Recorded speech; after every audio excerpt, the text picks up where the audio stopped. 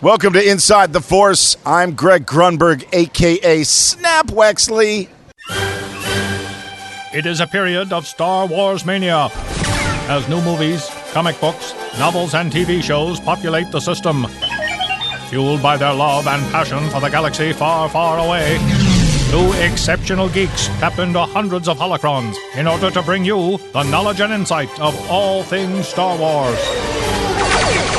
Come and join them as they go inside the Force. Hey everyone, welcome to Inside the Force. Dave Cottingham here with Casey Cooley. Hello everybody. And we're going to go inside Rogue One on this episode. Yes, indeedy.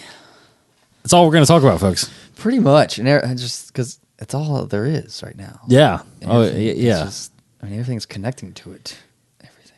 Yeah, I guess we will talk a little bit about some things that have, namely Rebels, that have referenced some Rogue One connections. But real excited to finally talk about this and to kind of look back on our last week's episode of our kind of speculation and predictions and how we fared on that. But before all that, let's just dive right into my first question to both of us, namely, is mainly, Casey, did Rogue One meet, exceed, underperform your expectations? It's safely met my expectations. That's saying my expectations were pretty high for it. And it definitely met my expectations. It did not exceed it. We'll get into rankings later, but I very, very much loved this movie, and it met my expectations. I will say it. I will say it actually a little bit exceeded my expectations, I would say. Only because there were a couple things, which we'll get into, that came about in the movie that I didn't expect, and I really, really was blown away by it, and it really helped elevate the movie in a sense. So, I will kind of add to mine. It exceeded expectations in certain areas, cameos and such. Yeah, that's why I did not know what you're expected. And I wasn't really referring to that either. I was kind of there's two things I'll say later, but there's two things that exceeded it that I didn't. I expected one of them, but one of them I completely didn't expect. And again, and thankfully, because I'm totally bad. I was telling you this week, I was like, I'm totally bad about really remembering what we even talk about in the last episode. So I went back and listened to our episode about our predictions. So kind of made a laundry list of what we said versus, obviously how the movie played out. So let's go right into it to get a little more specific. So I guess needless to say, completely spoiler. Oh gosh, complete spoilers, people. Oh yes. Why have you not watched it yet? If you're listening to our show, this is we're going to completely talk about the entire storyline, and all the reveals, and ultimately, specifically exactly what went on in the movie. So now I will say, I mean, you listened to some of it with me a little bit when we were driving. I will say that, again, we were pretty spot on. There were a couple things we just had a lot of questions about, which I think ultimately everyone probably did, that ultimately got solved. Yeah. So, but there were a couple things that we didn't expect that I think really added to the storyline that made, that we were kind of playing out. But it sounds like we're being like completely cryptic right now, but let's just get into it actually. Yeah. So, first off, the movie, and we'll kind of we're not going to go chronologically. We'll jump around, but we'll just kind of dive into the different topics here. But, in the beginning of the movie, obviously, it was already laid out there wasn't going to be a crawl. Mm-hmm. But we had we talked about how we thought it was going to open. Yeah. We both were correct, obviously. It opened where Catalyst pretty much left off. Mm-hmm. On the planet Elum, right? Elum? Lamu. I'm sorry, Lamu. Yeah, Elum is the crystal planet. Right. Lamu or something like that, yeah. Which wasn't identified. Was not. So it's weird because they identified almost every other location. Every subtitle. And they did not, as I was kind of hoping, they didn't do like a year date, like yes, so many years after Clone Wars or something like that. Actually, they didn't. Yeah. So the first part is a flashback. Obviously, it's a. I guess I don't know if it's a flashback. It's just a point in time. Yeah, it's a cold open, and then they just jump. It's a prologue. Yeah, because you had the prologue. We'll say prologue, and then you had the title card after that. Because it wasn't her dreaming necessarily, which we thought, or I thought. Although she did dream and have little dreams, little somewhat flashbacks. Which is the dreams. Which I'm pretty sure that scene was on Coruscant. It was. But also that scene was in the book. Probably. I think that it was in the book. Where he visits them and he's having that conversation cool. about it's cool to think. Like second viewing is where I really recognize this is Coruscant. Yeah, it's Coruscant. Like, that's cool. yeah, because the background is very faint, but so like the poll that you posted, will we ever see Coruscant in the movie? We just pretty much answered it. Yeah, that's right. Actually, we pretty much answered it. So, we both were kind of correct on the sense. Well, we were correct on the sense that you get a long time ago, far, far away, galaxy far, far away, and then it just goes right into it. Now, it did have a pan. It did. Tilt. Tilted up. It tilted up. Yes. Which is funny because we went with a bunch of people on Thursday night, and Anthony, our coworker, did he tell you what he thought? Well, yeah, because. Or was it Anthony or Cody? Both. Well, because we were watching some of the movies in the office, and Cody made the point that the only movie to tilt up was Attack of the Clones. Correct. And that's for many the least favorite movie. And you can say, "Oh, it's because they tilted up. That's why you have to tilt down." Yeah, if it's a good Star Wars movie. Well, this movie tilted up. Rogue One. It's a right away. Anthony said as soon as it tilted up, he's like, "Oh my god, it's going to be a bad movie." Yeah. Not the case. Nah. So it does pan up as if there was a crawl, and then it kind of disappeared already. But now I will say, so after the whole first scene, which was great, and so you were correct, that Lyra gets killed in this first scene here, which again, I would have went completely with you had not, there been a line by Mon Mothma that wasn't in the trailer. The trailer. So, okay, actually, let's start with that. Okay, I just want to talk about that first. This movie was pretty much not what the trailers at some points led you to believe. There were, especially that first teaser we got, or the first two and teasers. The second trailer. The first trailer.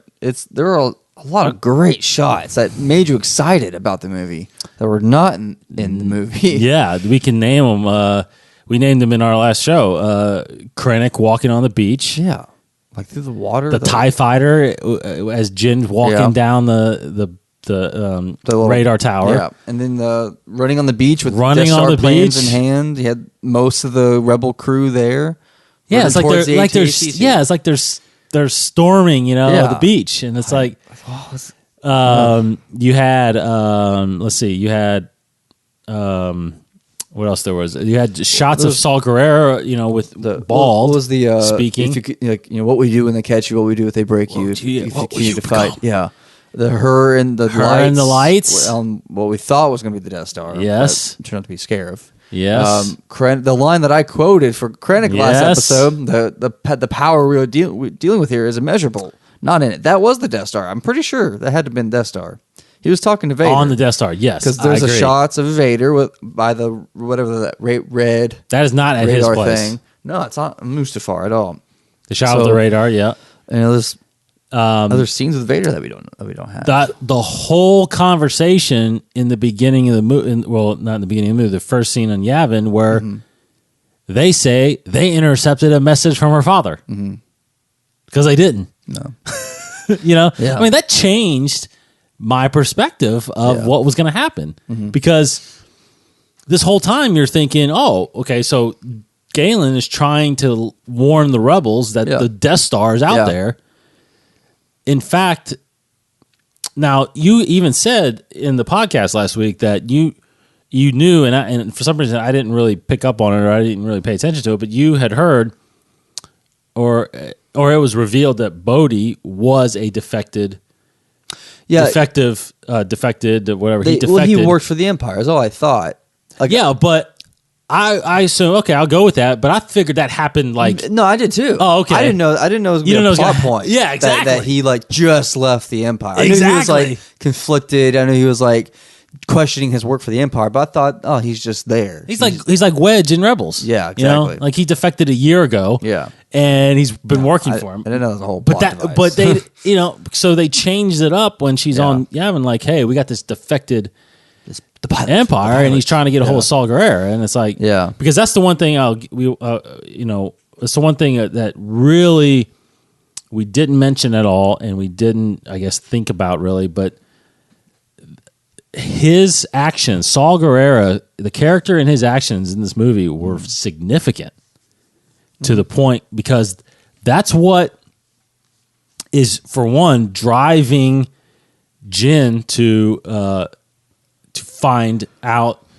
what's happening to her father, right? Because the first mission really is to go track down Saul, because he is part of the Rebel Alliance, or was, and then still has his he's just extremist tactics, right? Yeah, but then at the same time, he's causing all these problems for the Empire, and the Empire, they know who he is and who's, and they're like, actually seems like they're more concerned about him than they are about the actual rebels. You know what I mean? In a way, yeah. They keep talking about Saul, and he's at Jeddah. Might as well just blow it up. Yeah, I mean, well, they can't find him. It's like his people just come out of nowhere, killing, like because they're trying to take the Kybers off of the Jeddah city. Yes, and Saul's guys keep preventing that from happening. So, well, they get the Death Star working now. Let's just blow up the city. Yeah, we don't have to blow the planet up. Just destroy the city. That's the only way to get rid of Saul. So that was a huge, and I didn't really think. I thought about. I obviously noticed it the first time, but the second showing is really when I was like, "Wow!" I mean, he's a big time character, and that's what made us talk about afterwards. Which it got revealed, like they got to explore him in Rebels. Yeah, because he is a major character in this movie. Like they got to show a reason why, because Catalyst wasn't enough. Right, Catalyst, he helped them escape. Yeah, he was almost like a mercenary smuggler in a way. He was, yes, gung for hire almost. Yeah, but he helped them. Yeah, he helped escape and get to skirmish rebellion in a way. Yeah, but I mean, then he helped them get to Galen, the planet, right? Get escape. He took Galen to Lamu. Yes. So that was a really good surprise. I mean, that wasn't one of the points that kind of elevated it for me, but I feel like that was a good storyline that really drove it, and the fact that they kept that story out of the trailers, really. Yeah. So anyway, let's see. Going back a little bit, real quick, I did want to go over what did you think of the actual title though that they showed? Oh, the title card. Yeah, the title card. Because I know there's a lot of it just people talking about that. It broke for me only because it just wasn't the normal Star Wars crawl title thing. It had the same Rogue One font, although it was like just outlined. It was hollowed out and just had the outline of Correct. it. It still was on a story background. Yellow. It was yellow. It pushed backwards into space and faded out like normal Star Wars did. Even had the music was just similar, but it wasn't the Star Wars theme. So that was just took a second to get used to because it just wasn't we're not catered to that before. But I was not hung up on it as much as some other people were, especially Cody, which is fun. And like, I get it. Like, it's not, I probably would have done it differently than that. But it's whatever. It was like 5 seconds. And I didn't really like it. Yeah. I don't know why they advertised this whole brownish look to it and really textured look to it. I wish they would have stuck with that. I'm really glad that a Star Wars story wasn't on it. Yeah. That was just Rogue One.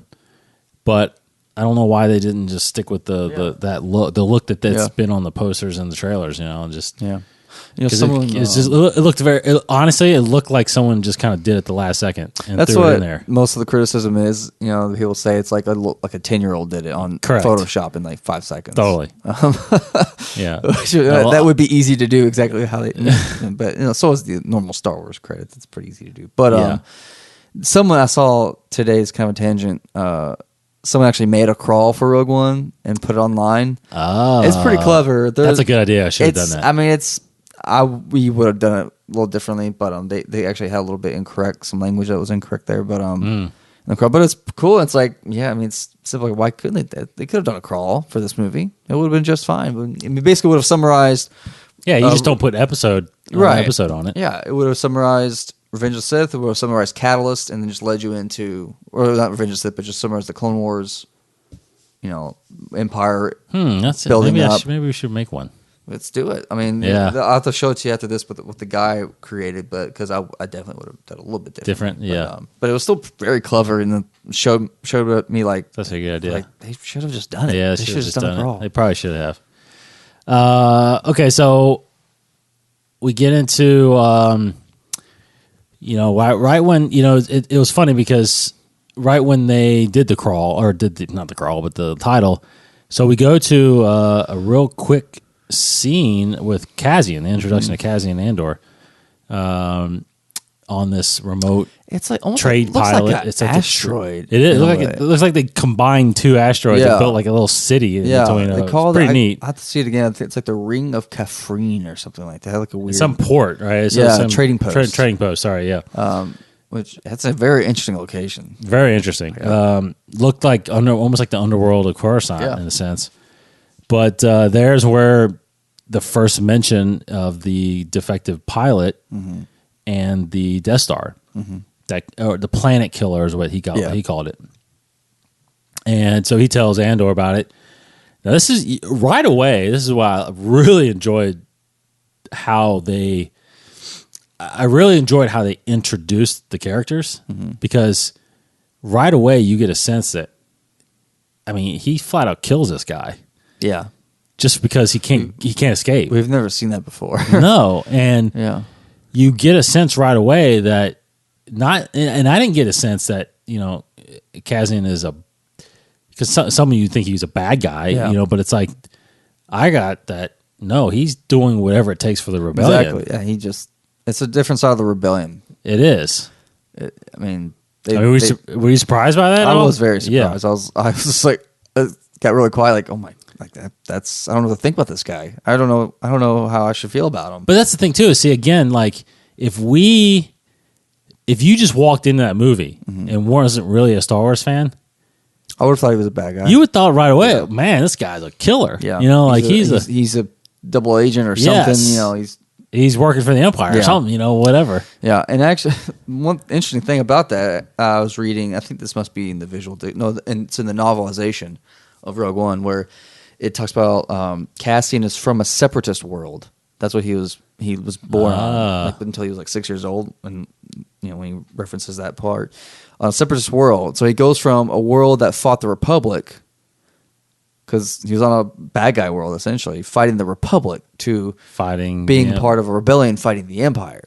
Because I guess to him... Which the Empire is the Republic. Yeah, to him it's like the same enemy forever. Yeah, since he was 6. Republic, true. Empire. So it's just a weird mindset. Thinking it is. They have a former separatist on their side, in a way. Yes, that's true.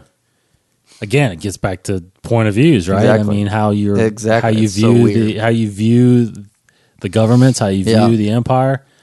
Because we mentioned how guys like Krennic and Tarkin and Mahdi and all these guys that were Republic military, generals or whatever, and then now there's the Empire, but they're kind of just like, it is the same thing. It's just now we're forceful about it. And we're and they've bought into this, fear and death and all this stuff that's going to control everything, right? So, it's just I didn't know that about him. That's really cool. That's really cool. It just adds so much more. Like that's what Totally. I've been loving about the books, reading the books, and now Rogue One. It's just it paints such a gray picture now, like for the prequels, really about it's like even Padme raises this question in Revenge of the Sith. Maybe we're fighting on the wrong side. Yes, because like you're sounding like a separatist. Exactly. But But they were right. They are right. Like, who was right in this battle? Palpatine is and Dooku. playing both sides, yeah. Exactly. But, like, they legit, like, the separatists, people who believed in the separatist cause, honestly believed that the Republic was corrupt. And it was. And it was corrupt. That's the thing, is they thought it was. Yeah.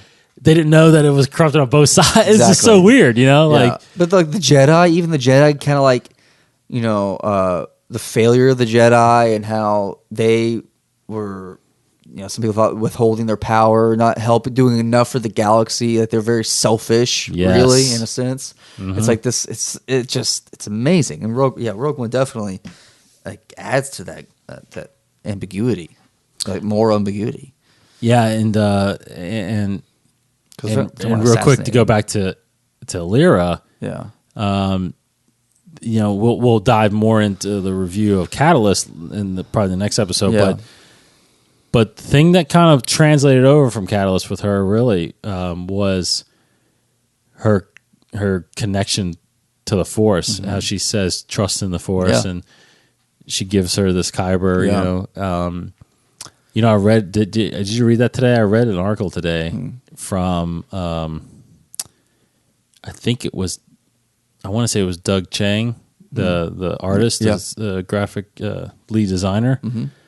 I think it was him, but they mentioned how in the story, the original script of Rogue One, Lyra was a Jedi. Yeah, that makes sense. That and that she had left prior to the Clone Wars because she had to meet Galen still, right? But she had left because she was losing faith in what the Jedi was standing for. Yeah. Kind of like Qui-Gon in a sense, where he was kind of wavered about what their intentions were and what the council decided to do. He was against the council a lot. So anyway, that would have been a really, which would have, I feel like they made the right decision because you would have made Jyn possibly force sensitive, right? I mean, she would have been force sensitive. Anyway, so there's a lot there with Lyra and Catalyst, so that's why you got to go read it. Yeah. But she gets killed, and again, going back to what was not in the trailers, there was that line by Mothma about on your own since the age of 15. Well, that's not true because that wasn't in the. That's why I was thinking. Well, that means she had to have been with her mom since 15. Or for all those time. Yeah, and then did not think about Saul raising her. No, but even in her conversation with Saul in his little hut, she says that she was with him when she was 16 years old. Up to 16, Up to right? 16, yeah. Yes. So we had figured out that she's about 20, 21 in this. Yeah, So she was only about. She said she had not seen her father in 15 years, right? So that means she was 6-ish when Krennic came and took him, right? So anyway, we get to Yavin, and of course, this is where we figure out that it's like there's no transmission. There's just Bodhi, and then find out about Saul, like we just said. But anyway, so really awesome introduction of Bail Organa. He just kind of walks from the shadows and the music plays. I mean, familiar Star Wars music, and Jen doesn't know who he is. She just looks at him, but like some people did criticize that as like unnecessary or not needed. Like, who is he? Kind of like, why would they do that for Bail Organa? But like, for me, just it was a beautiful moment, like a strong connection between the prequels to now. Mm-hmm. And Bail Organa is one of the most significant figures in this whole saga, bringing the rebellion and everything. And it's just, it was great. There's a perfect move for this film to have him there. And immediately connecting finally to the prequels, basically, right? Yeah. I mean, the absolute bridge of one character from the prequels that has made it through here. So it kind of went. Now, we had a big debate last week about Jedha. Was the next scene Jedha? Was the next scene Edu? Now, ultimately, at the end of this episode, I looked at the trailer and I was like, okay, wait a minute. Chirrut's on Edu, so it is going to Jedha. So you were definitely correct in the beginning of that. So we get to Jedha. Now, this is where obviously Saul's hanging out. Now, you find out some unbelievable things in Jedha. For one, they are extracting Kybers, like you said. Now, this is where we get the introduction of Baze and Chirrut. Yeah. Now, Cassian mentioned something in a line that I don't think you said you heard it the first time. I didn't hear all of it. I heard like the Guardian part. Yes. I didn't hear the Guardian of what. So they said that they were guardians of the temple. Yeah. And it was the Journal of the Wills, right? He didn't say Journal of the Wills. I think he said Guardian of the Wills for the Kyber Temple. Or Kyber, something. yeah, okay. Or the Jedi Kyber Temple or something like that. But yeah, Guardian of the Wills. So the Wills, as far as I know, is the first time you actually heard this in canon. In video, like, because it was referenced in, I think, the novelization of Force Awakens, I think. Oh. In reference to Lor San Tekka, perhaps. Okay. But this is the first time any video, any movie or show or anything like that. Because it was referenced in the Revenge of the Sith novelization. Qui-Gon said that, or I guess Yoda said, that Qui-Gon learned eternal life through a shaman of the Wills. That's where I had first heard it. And that's why I thought... Well, that's not canon anymore, though. It's not technically canon, but I think that little fact might be. I'm not sure. Because he learned from those priestesses on, I guess, Morabon somehow. Well, it's not Morabon. Where Yoda went? Yeah. No, that was like some center of the galaxy or something. Morabon's where he went and discovered Bane. The Sith planet, yeah. Right. But like wherever, those. But see how but that's the thing. That's a big question mark. Is did Qui-Gon went there, or he somehow tapped into there because he just tapped into it somehow? Yeah, because he didn't disappear when he died. Right. It's almost like he did it after death. Yeah, like he somehow found his way to become a Force ghost. Or I need to watch those episodes again because I don't know if he even completed the journey, but I think he knew what needed to have been done during life. That he was kind of halfway there. I don't know, but I think that learning from a shaman of the Wills is still somewhat canon. I think maybe because that would kind of explain to how Anakin. Yeah, because Anakin never went through that training, and he didn't disappear when he died. So it's like somehow he got help or. After he died to come back, sure. That's why he shows up at the end of Return of the Jedi. This is the first time in any video format that we've heard Wills before, and it's been a part of. I mean, if you guys have been following new Star Wars news since the movie came out, Rogue One came out, you would have read that Wills has been a part of Star Wars since its inception. The very first draft, of Star Wars: A New Hope. Let's call it Star Killer, the Journal of the Wills. And it was supposed to be Wills. It was like before it was called the Force. It was George called it the Wills, right? And it was like this character kind of telling the story, R2 or this character, telling this character a story. Excuse me, of all the Star Wars events, a long time ago in a galaxy far, far away. So that starts the story. That starts the Journal of the Wills of the Force, whatever. So it sounds like we'll be getting. I mean, I kind of think the next sort of trend in the expanding universe that we're getting. You know, first it was holocrons. We got a lot of that in Rebels and a lot of books about holocrons and whatnot. And now it's kyber crystals is kind of the trend. I feel like, you know, a lot like how much can we learn about kyber crystals? Now I think it's going to be about the Wills, about the Guardian of the Wills, about Chirrut Baze and their other guardians. Yes. What the Wills are and how it relates and the eternal life for the Jedi. I think that's going to be the next big expansion in this mythology. Absolutely. Yeah, I think Like I would love a comic book with Baze and Chirrut. Like, yes, like that origin comic. that's very true. We're probably going to get something like that. So we mentioned Bodhi defecting. So he is obviously he goes and tries to.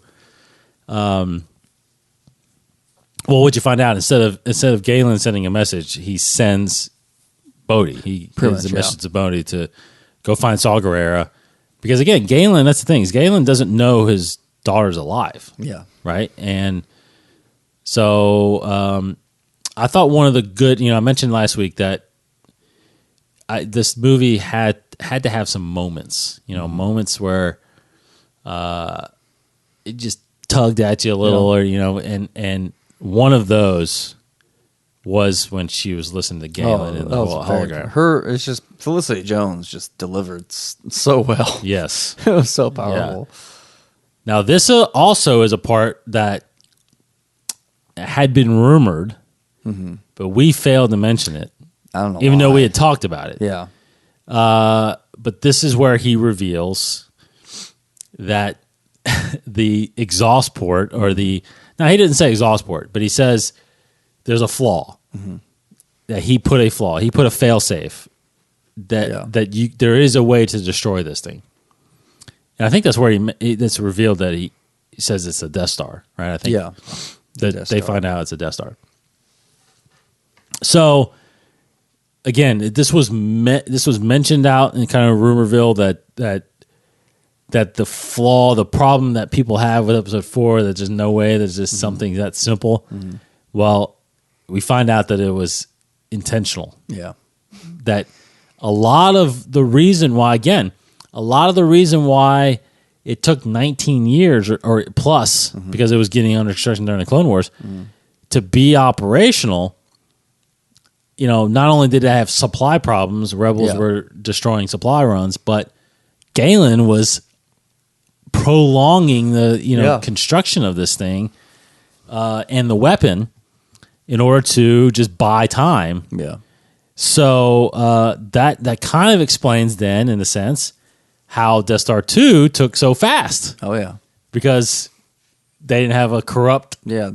They already had the plans. It's like they didn't know what to do. So they were even making it bigger, and they were completing it faster. Yeah, but again, that trivia that you read, which is canon, the Emperor cloning the engineer that introduced the flaw. Now that's I completely forgot about that. Yeah, so that's a Pablo question. That's a Pablo question. I gotta send that. I'm gonna take a picture of that. Yeah. And I'm gonna send it to him. Yeah, you'd be the first to probably raise it to him, because that is. I mean, I don't know if that's giving anything away. Like, there's going to be another story coming on that Galen is actually a clone. Whoa, that would be crazy. Like that the guy in the movie was a clone, or they clone him for Death Star 2. Though you think the clone is the one that helps create Death Star 2, or you think the clone is Death Star 1? I think clone might be this guy, and the original's still alive. Yes, that's mind blowing. That would be mind blowing. Yeah, I mean either option's mind blowing. Yeah, either or. Yeah. But what a great way to lock that actor up, for a future, like a movie between Empire and Jedi or something like that, where he's still working on Death Star. I don't know, whatever. That'd be so messed up. So, so again, that was one of the big. Now, so we mentioned in the last episode that whether or not there were going to be, you said there were going to be, you felt like there were going to be big twists. Yeah, was that consider a big twist? I think that would have been a twist. I'm trying to think of what other twists there could have been. I heard that there were 3 just like big, Yeah, big twist moments or big like wow moments, I guess. So like that would have been one. Maybe Tarkin might have been one. I don't know. Yeah, we'll get into that. And But Leia, and then probably Leia, maybe. maybe I mean, and you know, remember the whole scene with Vader, the first scene of Vader that pretty cool. that we mentioned last week that we had no idea. We basically were saying like we don't know what's going on in that scene. Like, Yeah. we thought it was the Emperor. We thought we found out, or you find out basically that Vader has royal guards as well He does. Because there's no Emperor there. Sure. Okay. And the fact that they're on Mustafar, man. Mustafar, Emperor keeps him on Mustafar as part of like a penance in a way, or just to keep him like shrouded in that evil and hatred, you know. And he has a castle in Mustafar where he has his like little acolytes, his little henchmen. That's crazy. That's crazy. And Doug Chang says that we might see that place again. Yeah. Now I wish that, and we both said honestly, and people might laugh when I say this, but it's like I wish they would have had Hayden's face. I was so ready for it. I mean, that would have been, because it was such a dramatic reveal, like the thing coming down to reveal his body. I was like, oh, that's gonna be Hayden. It's gonna be Hayden. No, it's not. because here's the thing we got to mainly point out, because I will point out too, I was listening to Kevin Smith's podcast about his review, and him and Mark Bernard, and they got so many things wrong. I mean, they nothing about the movie, but like other facts about Star Wars. You know, like for one, they had mentioned about him in this tank, and you know, but Smith was right. He actually called it back the tank, right? Yeah. He called it right. But it was funny because they said when he came out, the way he was moving, you know, he's really moving with purpose, and then, you know, the fighting at the end, which we'll get into, but the lightsaber techniques on. He's like, we're seeing young Vader. You know, it's like, wait a minute, it's the next day. Episode 4 is the next day, because they even said like, you know, this is young Vader as opposed to old man Vader, and you know, fighting Obi-Wan or something like that. It's like the next day, you know, or the just like several hours later, you know. But because, you know, I wanted to point out, and we may have talked about this a long time ago, but when Return of the Jedi was shot, Sebastian Shaw was in his 70s. Yeah. So, but if you think about the age of Anakin's only in his 50s at that point, right? Because he's 9 in late episode 40s. 1. Yeah. 32 years is episode 4. So he's 41, and then actually he's in his 40s. Late 40s by the time Jedi happens. By the time Jedi happens, right? So technically, at the end of Return of the Jedi, he would still look like Hayden Christensen. He could, yeah, absolutely. You know what I mean? Like, he would look like Hayden Christensen. How old he is right now. He's probably in his 30s right now, but Yeah, well, no, he might be early 30s. 35. Oh, okay, he's mid 35. Yeah. So, and he still looks young though, right? I mean, he probably still looks young. So it's like he wouldn't look that much older. You know, now Obi-Wan was older. Obi-Wan was a good 10 years older than him at that point, right? In episode 1. So he's in his mid to late 50s. So that kind of fits, you know. I think Alec Guinness was a lot older. Yeah. In his 60s maybe when he was doing episode 4, but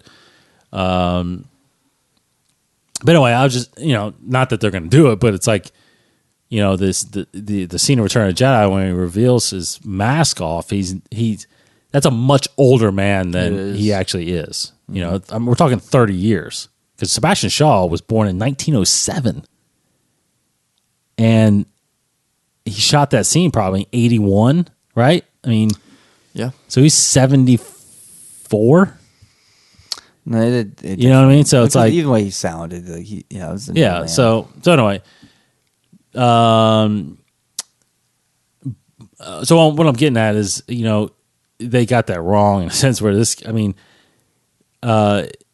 what's a little off now, and I want to get into that later about what's kind of off about episode 4, if there is. But yes, how we saw Vader move at the end of this movie is not the way he moves in episode 4. Yeah. Now, he's better in Empire and especially in Jedi. Yeah. You know, Faster.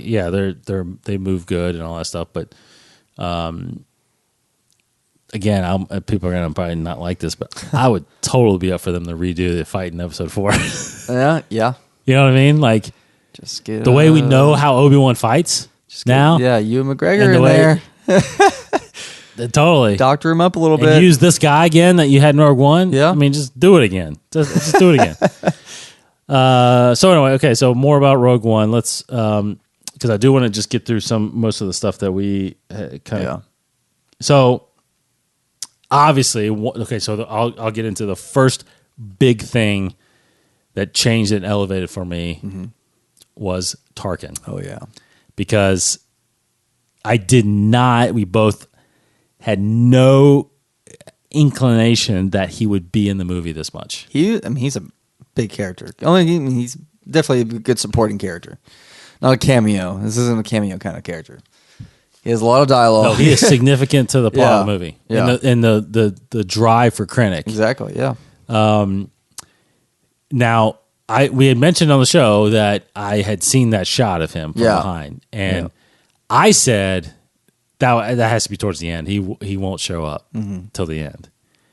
But we did talk about him possibly being a digital character. Yeah, we debated about that early on. We did. There was a rumor that he was going to be in it, and Yeah, whether or not it was be digital.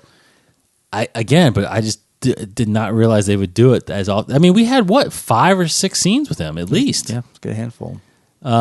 In significant dialogue where he's talking about taking over. You know, he's talking about destroying Jeddah and going to Scarif and Vader.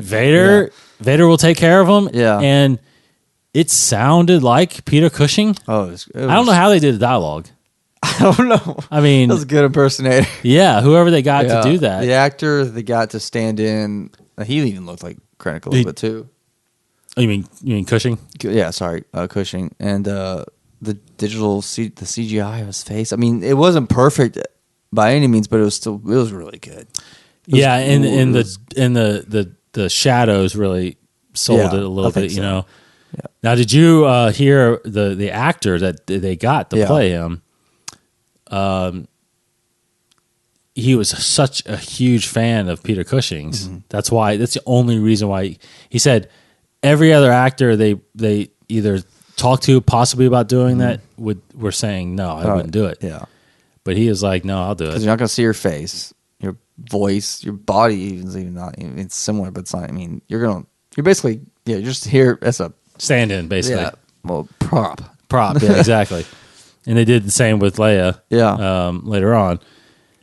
So that was a huge surprise, and I welcomed it. I was so thrilled to see that. Just amazed how far they've come with that. I mean, just thinking like maybe even 5 short years, you may not be able to tell. Yeah. It's come that far, you know. Well, they've done it now, so they're going to keep doing it. Oh yeah, I mean, why not? You can do it. I mean, I won't be surprised. again, Han Solo, right? Han Solo, my gosh, that's all. That's a immediately what I was that's a thinking big of. movie. Yeah. Because he's in every scene Oh, pretty yeah. much. That's main character. I don't know. I don't know if they can do that with Han Solo still. Like, I could see them because the guy kind of looks like Harrison Ford a little bit. You could maybe put some prosthetics on and enhance it with CGI, and you could probably get by with it. But I mean, why won't? But the technology of it though, because they're not creating a full CG face, they're overlaying someone's expressions already, basically, right? So it's almost as far as I've seen some renderings of it, it's almost can be done in real time. That's why it doesn't take 2 or 3 years to create these characters, right? Because like with the fact with Robert Downey Jr. in Civil War, you know, it's like Robert Downey Jr. was in, and they just took his face, and he was able to make him look younger. That was a little different because you had the actual actor in the stand-in, right? But with like Tarkin, who is deceased, or Carrie Fisher, who is just, you know, obviously way aged out as far as that being that young. With that, I almost feel like you could do that with Han Solo because because it's very similar to kind of honestly like Maz and like when they do like the Planet of the Apes, where you have these actors standing in, but they're performing the CG character. They're just kind of putting a mask over them, right? You know, so they've got it down, and they got it down to the point where it doesn't take long to do. So. Yeah, I think definitely. Do we still want him to do Han Solo like that? I mean, I kind of do. Still. I want to see it. I want to see it. You want to see it? Okay. But like, I mean, yeah, like 5 or so years from now, well, why wouldn't we have a movie set between 4 and 5 or 5 and 6 with the original characters, voiced by the original actors? Wow. Yeah. You know, like you're right. We're practically there. Mm-hmm. Like, and it would be live action, but it's just the main characters' faces would be CGI.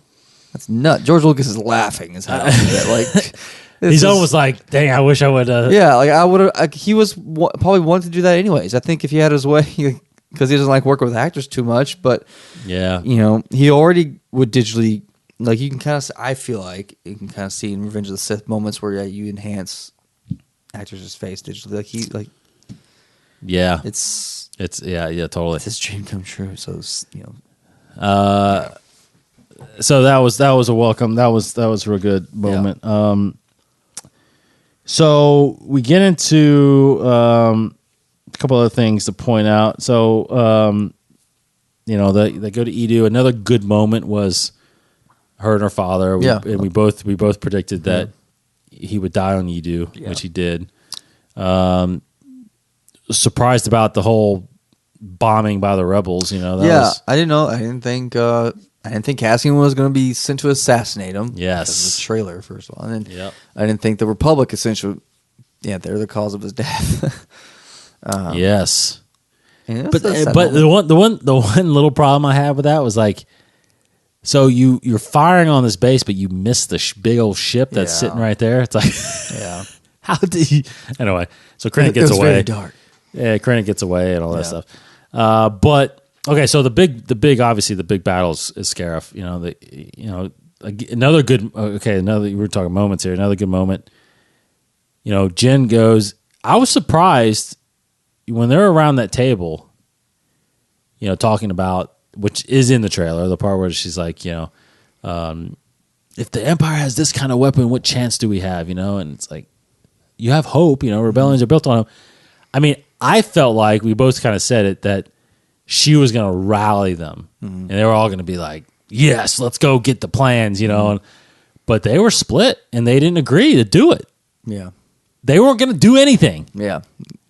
Like, they were just going to say, like, okay, I guess the rebellion's over. Yeah. The one guy said that, too, like, the rebellion's dead. Yes. Yeah.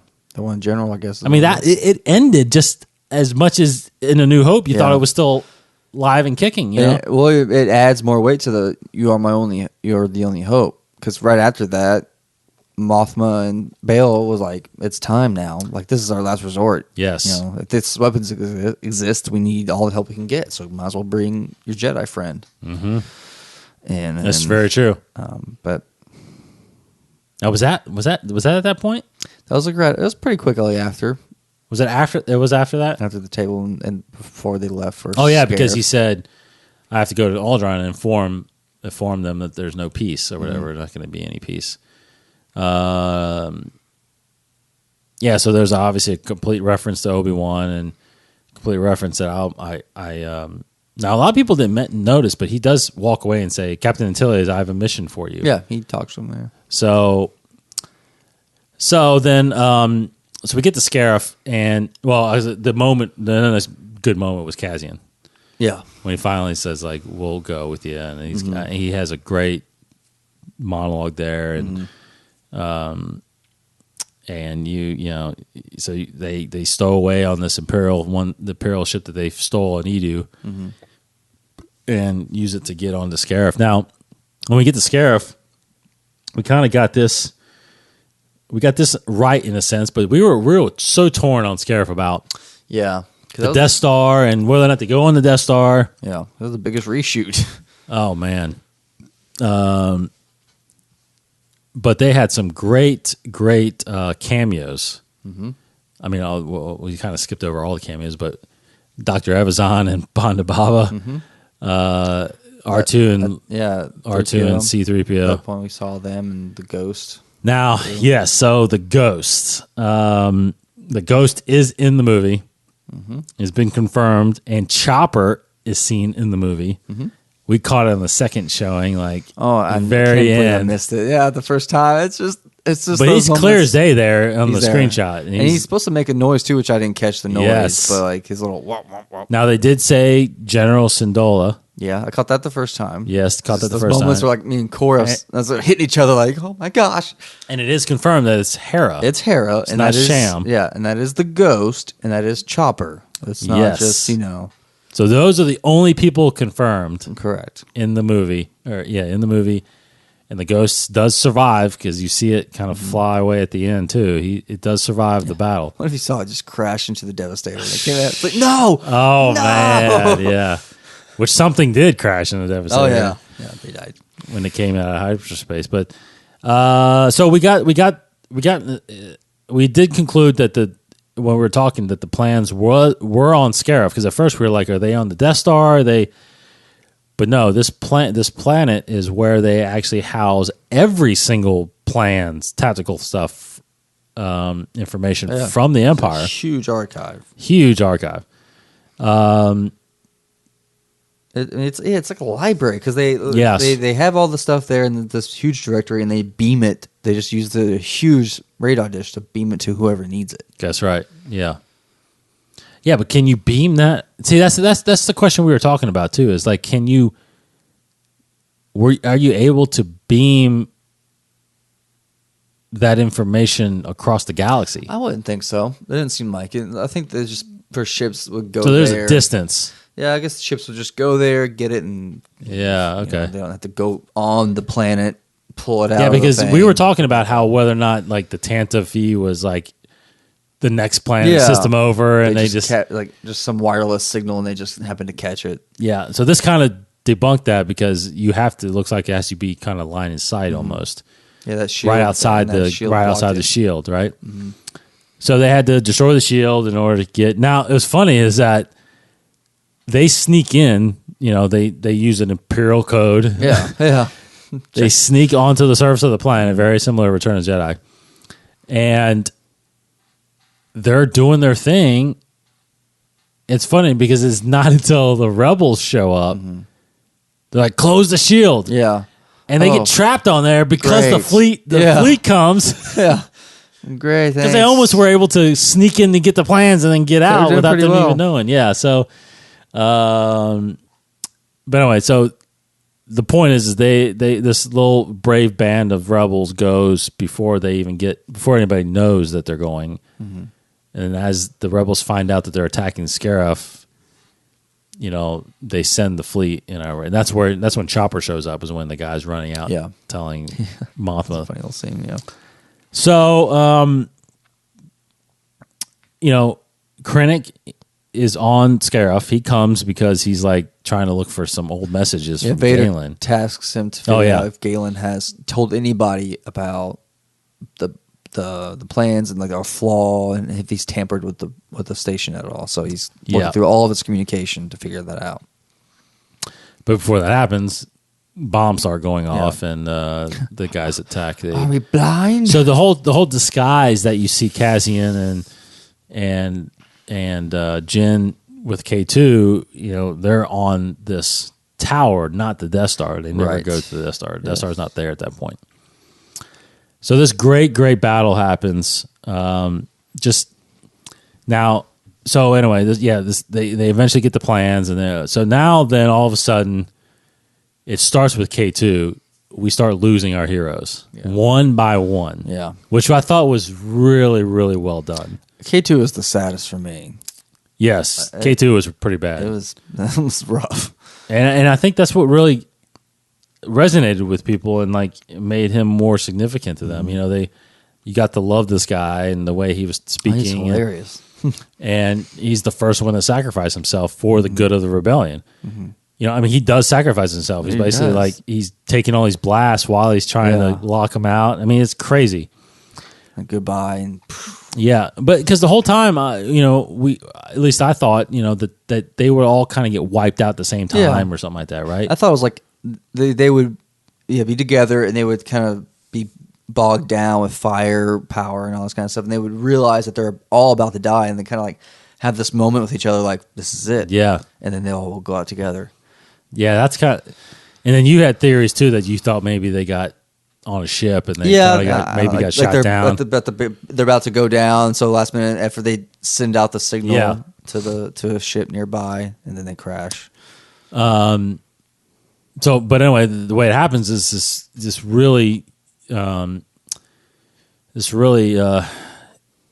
awesome, interesting way of killing them off one by one. So K2 goes first, and then so Bodhi this whole time is out in the ship, and he then gets tasked with that because they can't get the physical plans out. They have to beam them, but they have to communicate to the rebels that they have to get rid of the shield so they can communicate it or send it.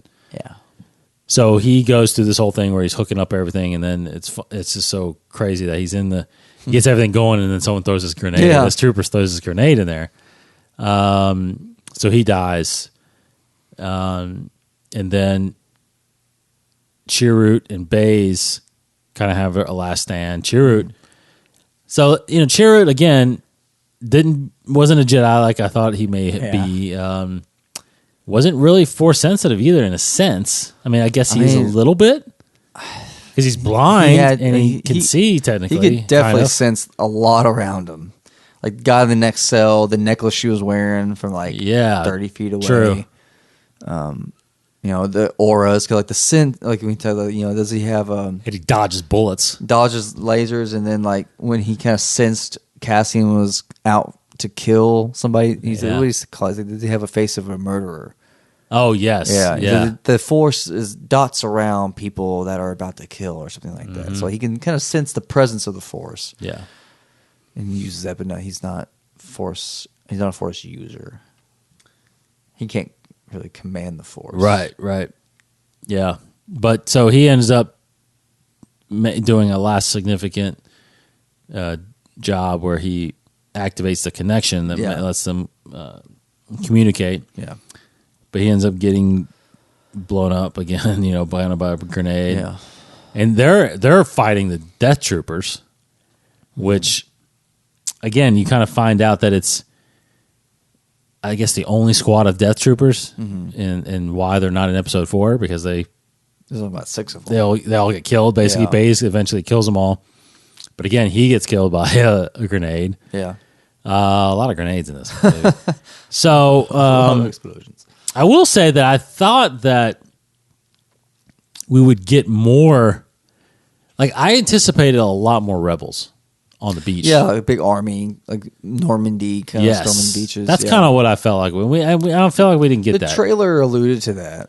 All the marketing and posters and trailers alluded to that fact because they're like running on the beach toward the AT-ACT. And it's firing and all the them. stormtroopers in the water. Yeah, but no, only about 50 of them. If that, yeah. I mean, they had a couple reinforcements, but there's only a few of them that jumped out. Like, that was pretty cool. Like that's what I envisioned. That. Barely even like 5 or 6 big old ships coming down and just hovering, jumping off, and taking off. Yeah, and just troop 20 troops at each one of them just popping out. That's a great. I mean, that's one of the biggest praises of the film is that last 45 minutes to an hour. Yes, totally. The Blue Squadron coming in and doing all their stuff, and it was amazing. Yeah, and it was crazy. You got cameos from Red Leader, Gold Leader. No, in Episode 4, amazing.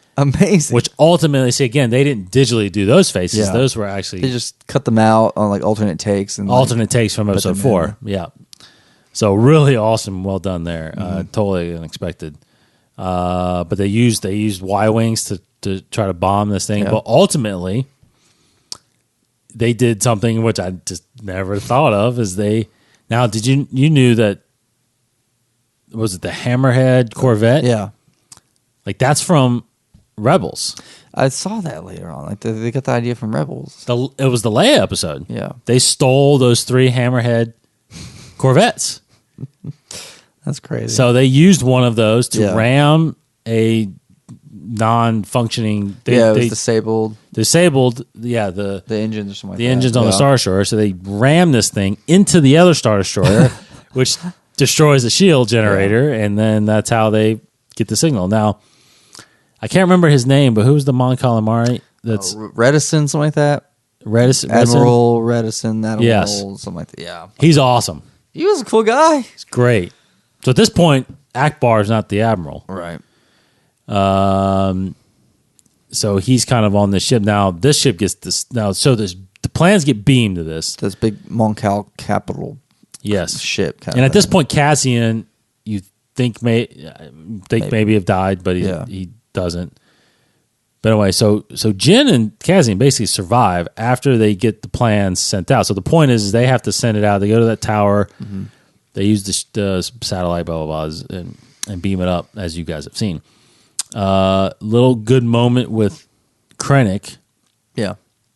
At this point, see, I thought, my predictions, I thought Krennic was dead before this. Yeah. 'Cause I was like, Vader's going to come kill him right away. And then, Yeah. I but was wrong about that. yeah, but that's all right.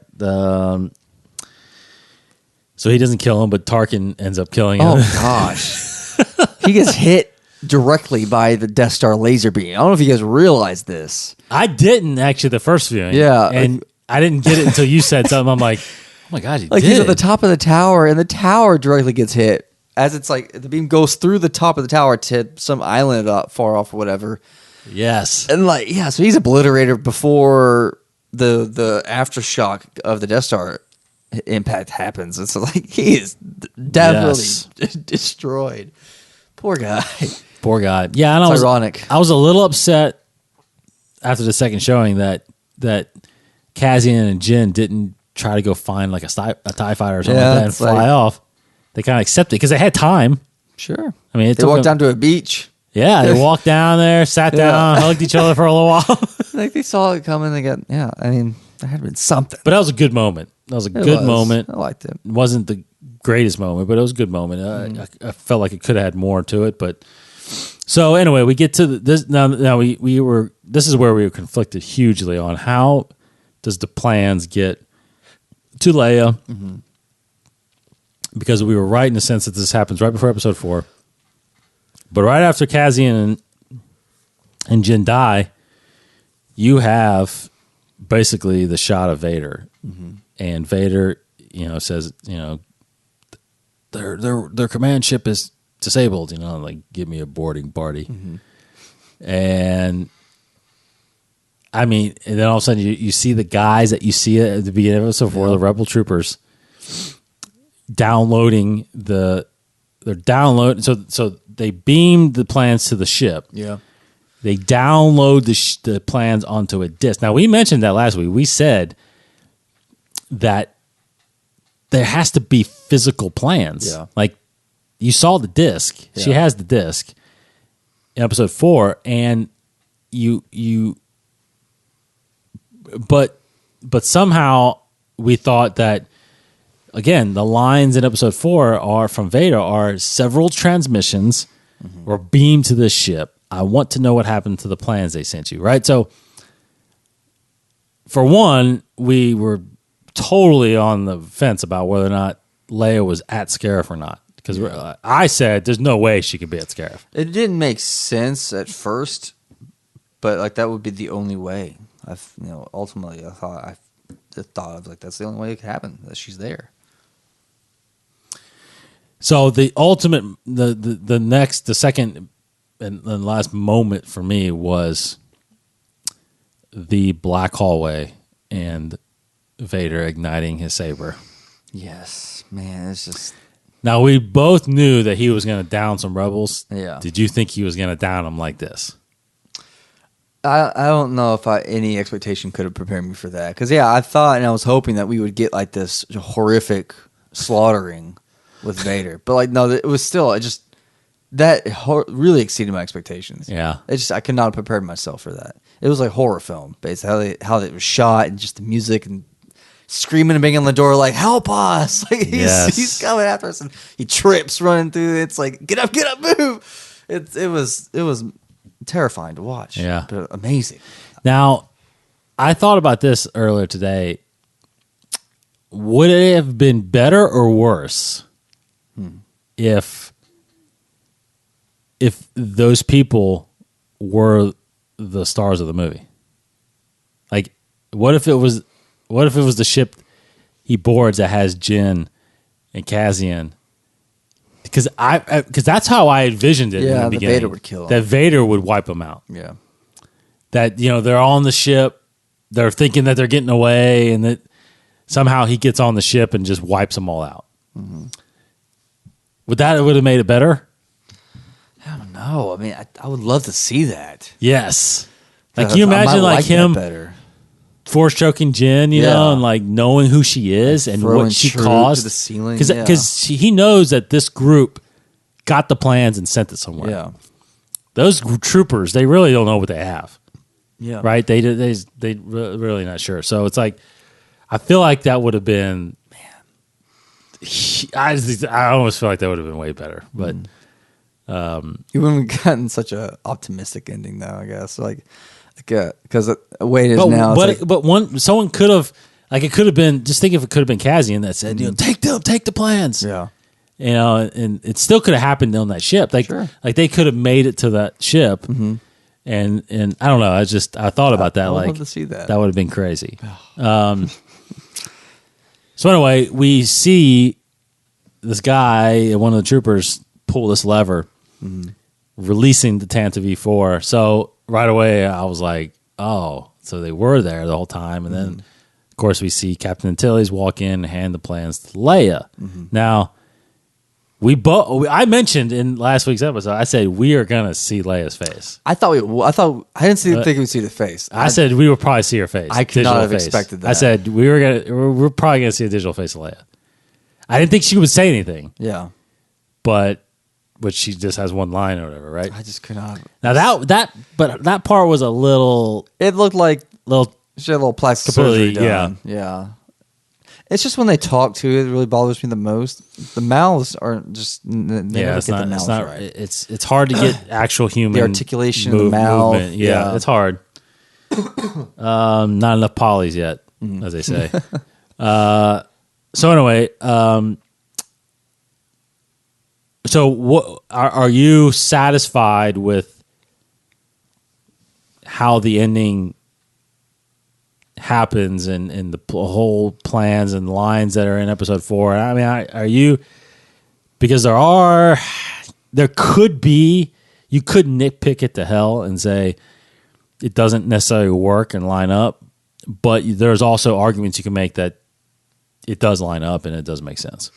I am satisfied with how it lines up with A New Hope. Yeah, and like I brought up here because I knew we were going to talk about it. Just that dialogue with Vader and A New Hope. People have been asking Pablo with Vader and Leia, right? Yeah, several transmissions were beamed aboard it, and so Pablo Hidalgo has been. Now he's not. He's kind of taken. He's kind of gone off it, but it looks like he changed his name back. But he was answering a lot of questions about Rogue One, and he said he's going to put a pause until the new year. But people were asking him, like some guy asked him, said like, you guys, being the story group, you guys seem to have opened a little plot hole involving where some plans got beamed to. Pablo says, only if you think Vader should know better. And then the guy later on says to him, in the quotes, several transmissions were beamed to the ship by rebel spies. End quote. So Vader doesn't know for sure, right? And then Pablo responds to him, not necessarily. So he's making it seem like Vader doesn't quite know or know for a fact how the transmissions were beamed to the ship. So he's quoted, so Vader says several transmissions were beamed to the ship by rebel spies, but he doesn't know for sure. He's just investigating. So that kind of helps a little bit, that inconsistency, that little supposed plot hole. Oh, yeah, because that's what I'm saying. You can make the argument that... Because it's beamed to the capital ship, the big ship. And but he doesn't necessarily know that. He knew it was there. I mean, because you remember, the Devastator shows up while this is like everybody's After it's leaving, the plans are up it's there. already beamed, yeah. Yeah, so he just shows up and there's like, hey, that capital ship doesn't go anywhere anymore, and they're like, okay, well, I'm gonna go kill everybody on it. So it's like, Yeah. he doesn't. I don't think he goes on there with the intention of getting the plans, right? Because if you think about it, yes. So there has to be just a little bit of time, probably, I don't know, maybe whatever an hour is, because I think what happens, and here's the thing, is what I think would be really cool, that I think they need to release like a book or a comic that just fills in that little gap of what happens before he gets to Tatooine. Because I think what happens is that, Vader sees the Tantive kind of release and go away. Yeah. And so the Empire gets on the ship, right? Captures all these rebels or executes them, whatever. But they obviously, what did they do on Tantive V4? They check the transmissions, right? Yeah. So they see that, the plans were uploaded here, but now they're not here. They got downloaded, right? They got transferred. They probably can track that. So it has to be they either sent it to the again, you can make the argument. They know that they either sent it to Tantive 4 or they handed it over. They don't know, and it's possible that when they're looking more into it, that there were transmissions to the Tantive V4. Yeah. And then maybe that they have, somehow, I don't know, found out or traced, because he says that word, right? Yeah. That there's other transmissions to the Tantive V4 from other possible rebel. Sure. So he starts putting it together. Okay, well, that's got to be a rebel ship. Let's get on the Devastator and go after them.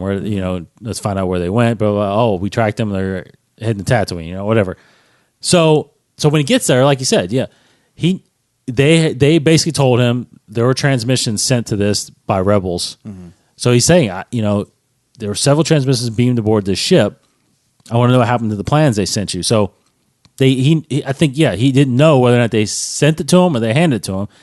And then later on, she's like, later on, the guy's like, holding her is dangerous. It's like, I've traced the rebel spies to her. So there's a little bit of investigative work, I feel like, that was happened just right before. Like, that has to be a rebel ship, because not only because it dropped out, but like, all these people on board, ran up on there and all this stuff. So it's vague enough to where it could be. Yeah, I think you can make it either way. But yeah.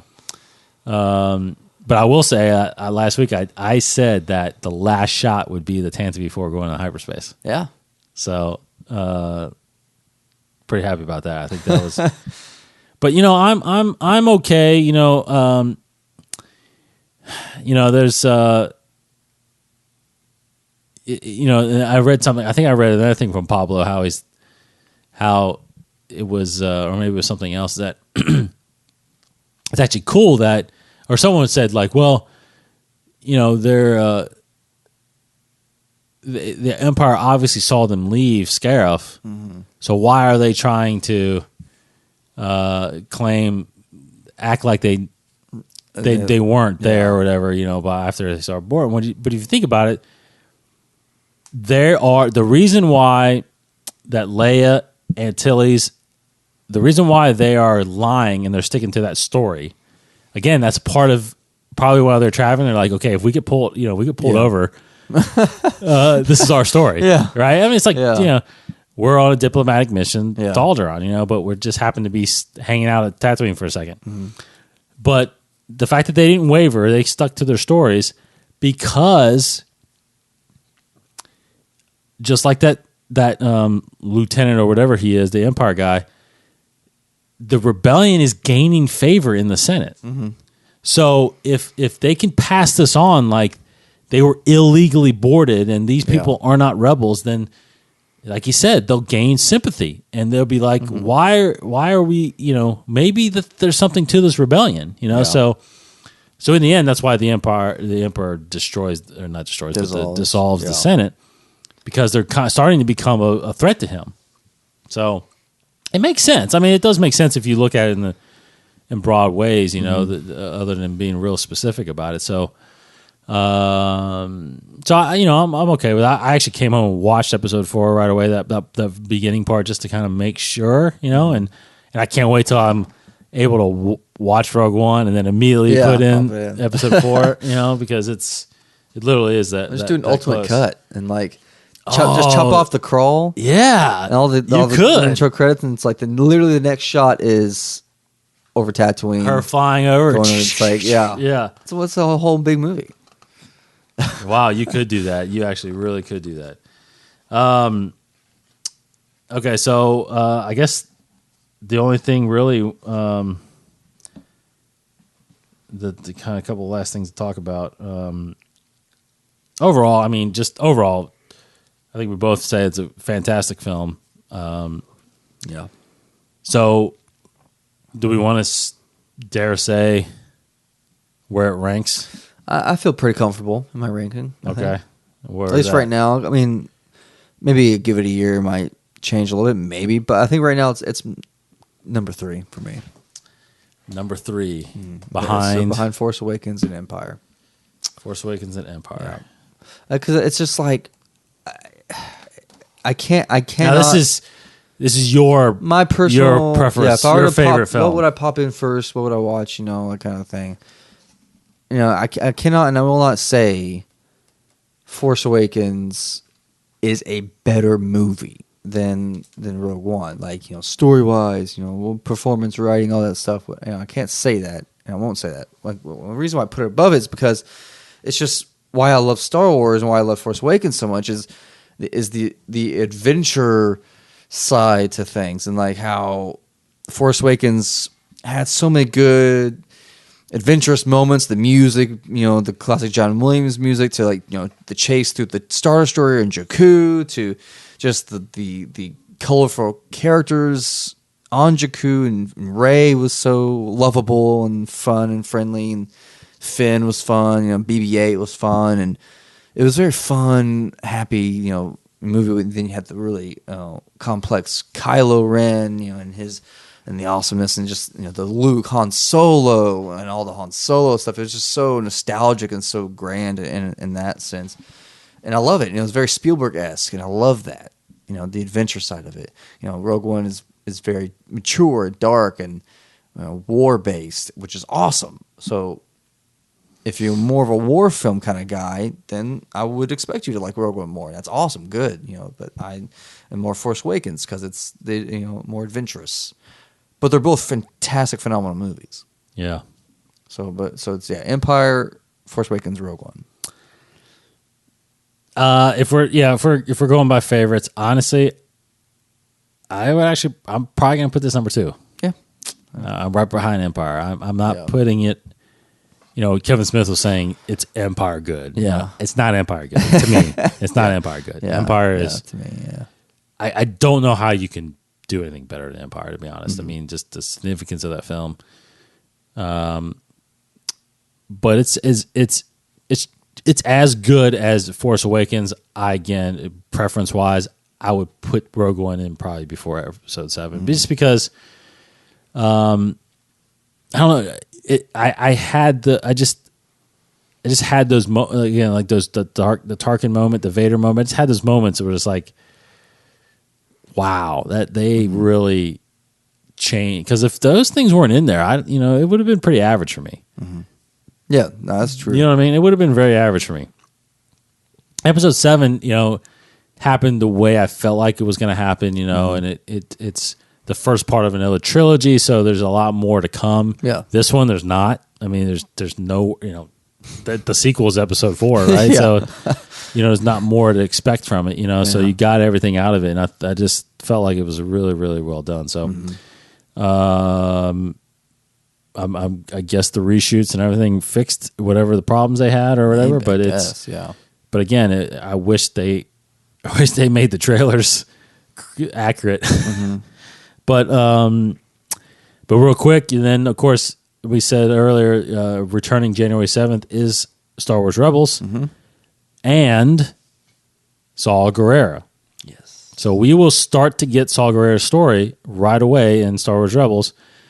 Voiced by Forrest Whitaker. Yeah, so he runs into there's a clip out there. He runs into Kanan and Ezra and Rex and more battle droids. Yeah, they're still around.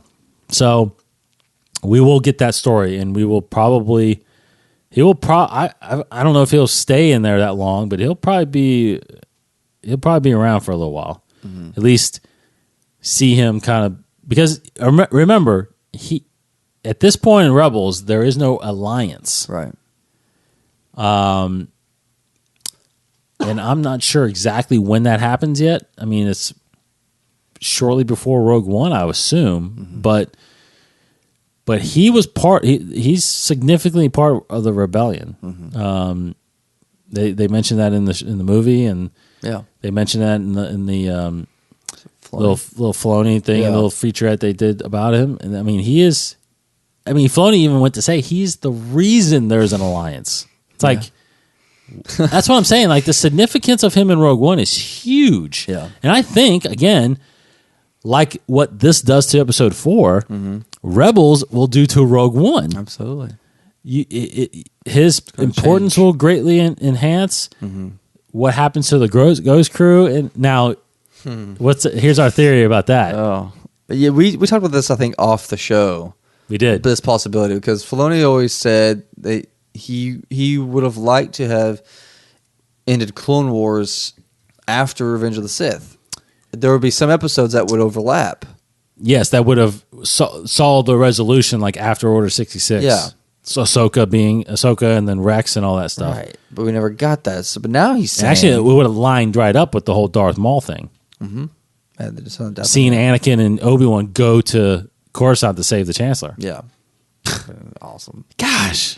But so now Filoni is saying the same thing for Rebels, where now he said he's been theorizing and kind of imagining the stories that would put the Ghost crew in the Battle of Scarif. Like, basically, we would see the Battle of Scarif happen again in Rebels, but from the point of view of whoever's on the Ghost. Yes.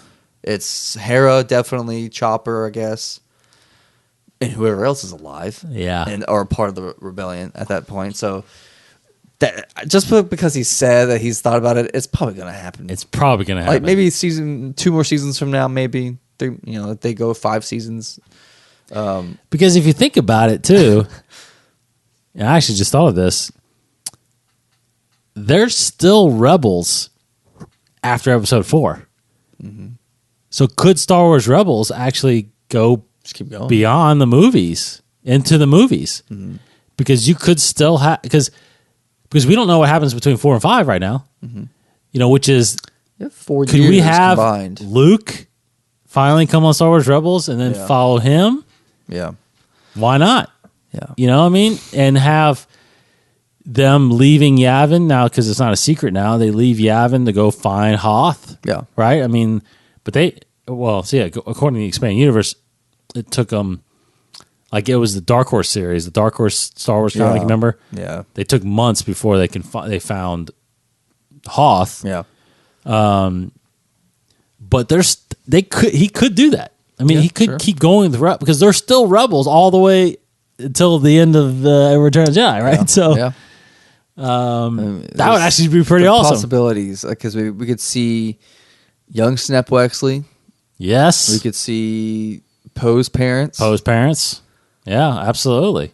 That's nuts. We could see the characters from the Battlefront game, Twilight Company book. Yep. This... Oh, yeah. It's nuts. I mean, and then, is there possibly a Kyle Katarn or Dash Rendar, I mean, there's all kinds of people, right? If Filoni may, he could do that, then in the show, then Filoni will could do his 3rd animated series between 6 and 7. It's just... That'd be pretty cool. His trilogy of TV his shows. Trilogy of cartoons. Yeah, But he is wrapping up a lot of things from Clone Wars, obviously, with Rex, Ahsoka, Battle droids, Darth Maul, battle droids, now Saw Gerrera, blah, blah, blah. I do want to go back and watch those episodes of Clone Wars. I need to. I need to watch that. I need to watch I want to watch the Mortis episodes again. Yes. And Yoda with the priestess and Morbon episodes. Yeah. Okay. So, last but not least, I do want to point this out because this is I gotta say something to Pablo about this because this is completely false now. I mean, this is actually completely contradicted now because this says strange but true because this says Emperor Palpatine executes the designer responsible for the first Death Star's weak spot. Maybe he put the blame on someone else. Maybe he didn't know it was Galen. I don't know. Maybe. He then clones him and makes him design Death Star 2 without the fault. That's right, because that made us think that we were going to see Emperor in Rogue One. Yeah. Executes the designer response. Now, redacted. Pablo could easily say, well, he made a mistake. Yeah, the actual engineer, he executed the actual engineer who constructed the exhaust port. Not the scientist not thinking behind. that it was Galen. And not the engineer scientist behind. Because that's the thing is, does the Empire know that Galen They don't. intentionally did that? I got to find it in here because I think it's in the novelization. It has even scenes of Galen convincing the engineer to put the exhaust port in there. I need to find that. Oh, well then, because, okay, so then, and I guarantee you Pablo has an excuse for this. Not excuse, but explanation for it. I got to find this really quick. That he wasn't actually the one. Yeah, because again, Galen's in charge of the weapon. He's not necessarily in charge of the construction. Correct. So somehow like you said, somehow he influenced this. But see, here's the thing: that's the thing. Is Galen? Does he know? I don't think he knows that you have to shoot proton torpedoes down the exhaust port to get to the reactor. The reactor's the fault, isn't it? Because he says it's the reactor. If you can destroy the reactor, it'll destroy the entire base. He just gave a good access point to that. Did he say that though? He said you have to find how to get there through the plans. Through the plans, yeah. So the plans will tell you how to get to the reactor. Yeah. So, okay, so he might have suggested that the reactor needed an exhaust if you fire the weapon. And here's I found the little thing. So this is from the novelization. It's it's an interlude. Because between chapters or something like that. It's a series of messages back and forth, like communications between Galen Erso and the Death Star operations manager, Shaith Vaudron. Galen attempts to convince him of the necessity of modifying the Death Star, to add a thermal exhaust port to mitigate a radiation distribution problem. So weeks behind schedule, the change is approved in an effort to avoid more costly and time-consuming alternatives. So Galen is talking to the operations manager, and he convinces him to do this. So it's the operations manager who actually does it, not Galen, but the operations manager who gives the approval to, like, we got to build an exhaust port for radiation control. So the designer he's talking about is actually probably the guy the original architect that drew up the plans of the Death Star. Yes. So Palpatine's like, you messed up. Yeah. It's like, I just did what I was told. It was good. Yeah, exactly. So don't care. we don't probably know who that guy is. Okay, so Pablo, you're off the hook. Yeah. I'm not gonna bother you about that. I would like to know for sure, though. But who is that guy? I'd like to know who that guy is. This operations guy here that Galen was trying to convince. I want to. But that is an operation. I didn't say designer. Though. Yeah, but to me that kind of tells me the architect. The guy that designed the plans that said, "Okay, this is how we're going to build this thing," and not knowing. I mean, he may not even know that Galen, had this guy maybe put it in or something like that. I don't know. Interesting. Okay, so obviously we will talk more about this as the coming weeks come. The next episode will be our full discussion about Catalyst, and we'll probably we're going to try to bring a guest or two on to talk about it.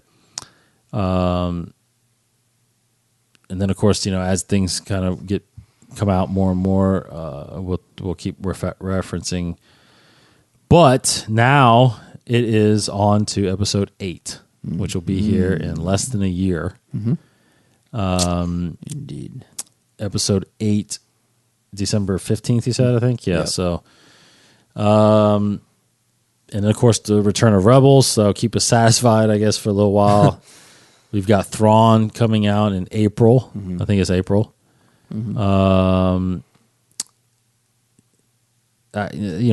Han Solo is shooting beginning of next year, all that kind of stuff. So it's a lot of stuff happening. I think now that Rogue One is out, I gotta believe that at some point, maybe it's at Celebration, but it's got to be another announcement of what this next standalone movie is going to be. I guarantee it. Yeah.